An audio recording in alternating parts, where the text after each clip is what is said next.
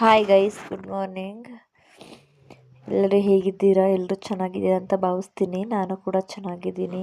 Full ಚಳಿ guys. ಇವತ್ತು ಬೆಳಗ್ಗೆ 7 ಗಂಟೇಲಿ ಫುಲ್ ಚಳಿ ಗೈಸ್. ಇವಾಗ ಚಳಿಗಾಲ ಅಲ್ವಾ, ಫುಲ್ ಕೋಲ್ಡು. ನಿಮ್ಮ ಕಡೆ ಎಲ್ಲ ಹಿಂಗೇನಾ? ಫುಲ್ಲು ಥಂಡಿನ? ಬೆಳಗ್ಗೆ ಎದ್ದು ಕಾಫಿ ಕುಡಿಯೋ ಮುಂಚೆ ನೀರು ಕುಡಿದು ಹಾಲು ಕಾಯಿಸ್ತಾ ಇದ್ದೆ ಮಕ್ಕಳಿಗೆ. ನಾನು ಟೀ ಇಟ್ಕೊಂಡಿದ್ದೆ, ಟೀ ಕುಡಿಯೋಣ ಅಂತ. ಟೀ ಕುಡಿದು ಟಿಫನಿಗೆ ರೆಡಿ ಮಾಡೋಣ ಅಂತ ನಮ್ಮನೆಯವ್ರಿಗೆ ಟೀ ಕೊಡ್ತಾಯಿದ್ದೆ. ಟೀ ಕುಡಿದು ಟಿಫನ್ನು ಚಪಾತಿ ಮಾಡಿ ಟೊಮೊಟೊ ಗೊಜ್ಜು ಮಾಡಿದ್ದೆ. ನಾನು ಸ್ವಲ್ಪ ತೋಟದ ಕಡೆ ಹೋಗಬೇಕಿತ್ತು, ಹಂಗಾಗಿ ಬೇಗ ಕೆಲಸ ಮುಗಿಸ್ಕೊಂಡು ಹೋಗೋಣ ಅಂತ ಹೊರಡ್ತಾಯಿದ್ದೆ. ತೋಟಕ್ಕೆ ಹೋದೆ. ಎಲ್ಲರೂ ಹಣ್ಣು ಕೊಯ್ತಾಯಿದ್ರು. ಅವರಿಗೆಲ್ಲ ಊಟ ಕೊಟ್ಟು ಮನೆ ಕಡೆ ಹೋಗ್ತಾ ಇದ್ದೆ. ಹಣ್ಣು ಕೊಯ್ತಾಯಿದ್ರು ಎಲ್ಲರೂ. ನನ್ನ ಮಗ ನಡಿಯಮ್ಮ ಮತ್ತೆ ತೋಟಕ್ಕೆ ಹೋಗೋಣ ಅಂತ ಅಂದ. ಹಂಗಾಗಿ ಅವನ ಕರ್ಕೊಂಡು ಮತ್ತೆ ತೋಟದ ಕಡೆಗೆ ಹೊರಟೆ.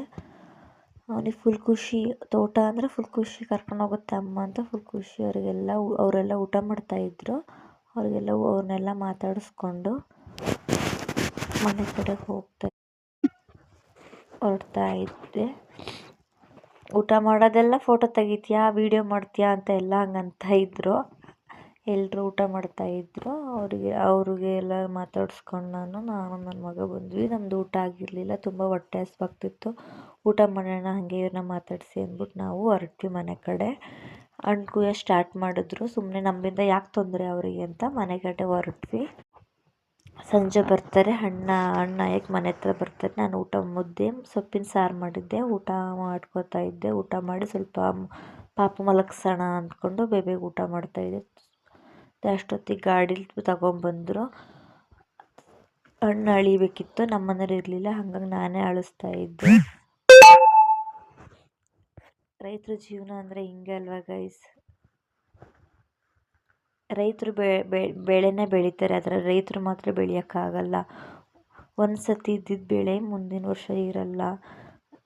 ನಂಬೋಕ್ಕಾಗಲ್ಲ ಯಾವ ಬೆಳೆ ಹೆಂಗೆ ಅಂತ. ಹಂಗಾಗಿ ವರ್ಷ ಎಲ್ಲ ಆಗಿದ್ದು ಇವತ್ತು ಕಾಫಿ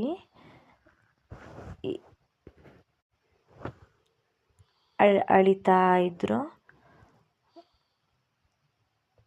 ಇವತ್ತಿನ ಬ್ಲಾಗ್ ಆಗಿತ್ತು guys. Support me. Thank you so much.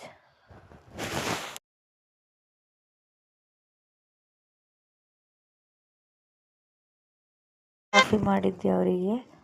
ಸಂಜೆ ಹಣ್ಣು ಅಳಿದ್ಮೇಲೆ ಎಲ್ಲರೂ ಕಾಫಿ ಕುಡಿತಾ ಕೂತ್ಕೊಂಡ್ರು. ಎಲ್ಲರಿಗೂ ಕಾಫಿ ಮಾಡಿಕೊಟ್ಟಿದ್ದೆ.